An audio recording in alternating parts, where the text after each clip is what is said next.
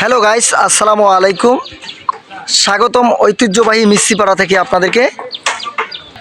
আজ আমি চলে আসছি মিস্ত্রিপাড়ার ঐতিহ্যবাহী বৌদ্ধ মন্দির।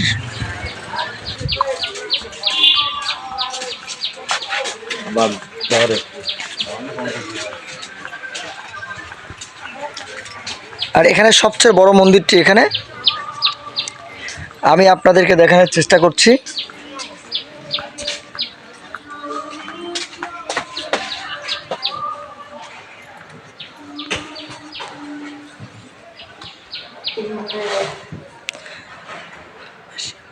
এশিয়া মহাদেশের সবচেয়ে বড় মন্দির এটা।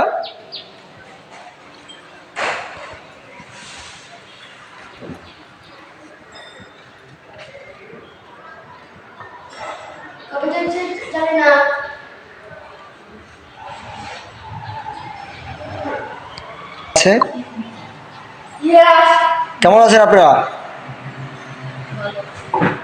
ভালো। সকালে নাস্তা করেছেন? ধন্যবাদ।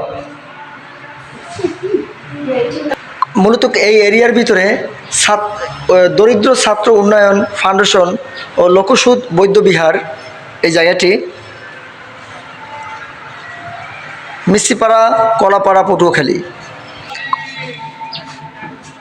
মন্দিরটির ভিতরে ঢুকতেই দুই পাশে দুটো ভাগ দাঁড়িয়ে আছে পাহাড়দার হিসাবে। আপনারা জানেন যে ঐতিহ্য ইতিহাস ঘাটলে এই রাখাইনরা প্রায় দুই থেকে 300 বছর আগে রাখাইন দেশের থেকে কাঠের নৌকায় করে এসেছেন। আর এসে এই জায়গাগুলো কিন্তু জঙ্গলে পরিণত ছিল।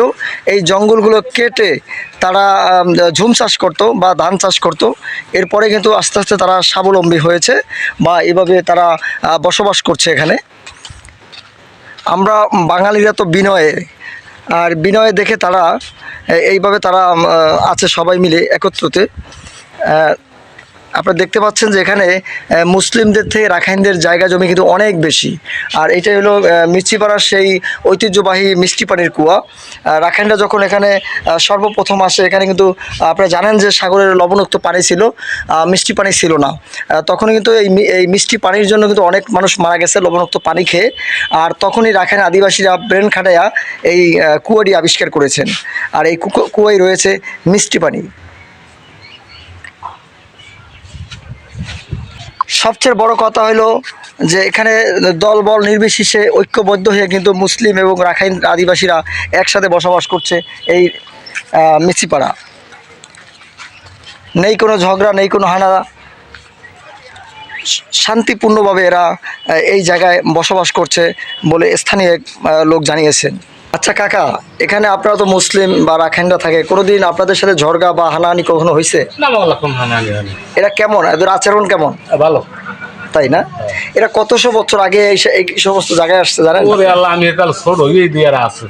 তাই দর্শক জানতে পারলেন যে একজন মুসলিম ভাই কিন্তু জানিয়েছেন যে এদের সাথে কোনো ঝগড়া বা কোনো হানাহানি কখনই ঘটে নাই। এর জন্ম থেকে এরা দেখতেছেন এখানে এই রাখাইনরা আছে।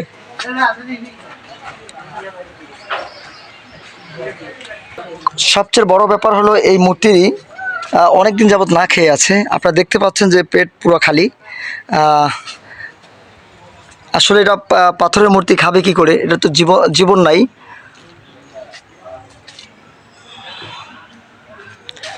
যদি এটার জীবন থাকতো আমি এই ফলটি তার মুখে দিয়ে দিতাম। ভাগ্য বড়ই খারাপ যার জীবন নাই। অসাধারণ।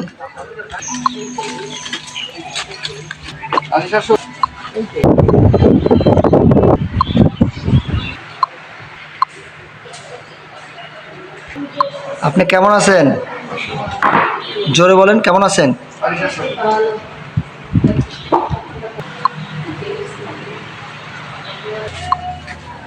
যখনই এই রাখাইন এই পল্লীতে আসেন তখনই কিন্তু এই মন্দিরটি সবাই দেখেন আর তৃপ্তি মিঠান। দর্শক আপনারা জানেন যে এই গেটে ঢুকতে কিন্তু 10 টাকার টিকিট দিয়ে কিন্তু এখানে প্রবেশ করতে হয়।